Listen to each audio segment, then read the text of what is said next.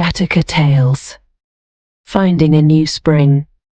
Once upon a time, a certain tradesman was leading a caravan to another country to sell his goods. Along the way they came to the edge of a severe hot sand desert. They asked about and found that during the daytime the sun heats up the fine sand until it's as hot as charcoal, so no one can walk on it, not even bullocks or camels. So the caravan leader hired a desert guide, one who could follow the stars, so they could travel only at night when the sand cools down. They began the dangerous nighttime journey across the desert.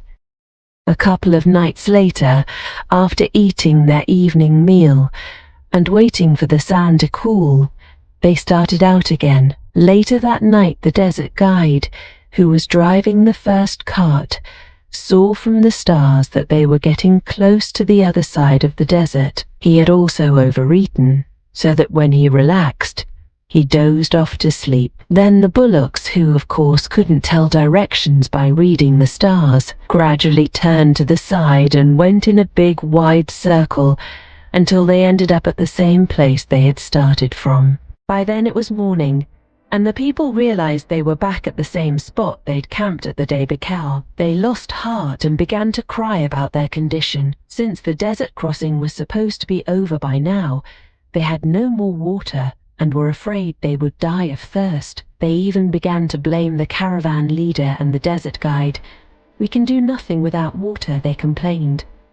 Then the tradesman thought to himself, "If I lose courage now, in the middle of this disastrous situation, my leadership has no meaning. If I fall to weeping and regretting this misfortune, and do nothing, all these goods and bullocks and even the lives of the people, including myself, may be lost. I must be energetic and face the situation." So he began walking back and forth, trying to think out a plan to save them all.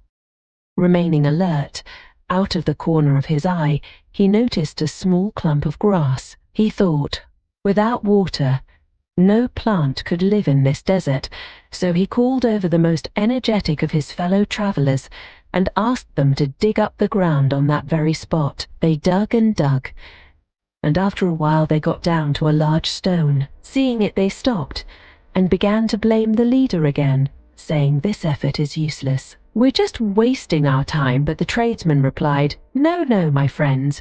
If we give up the effort, we will all be ruined and our poor animals will die. Let us be encouraged."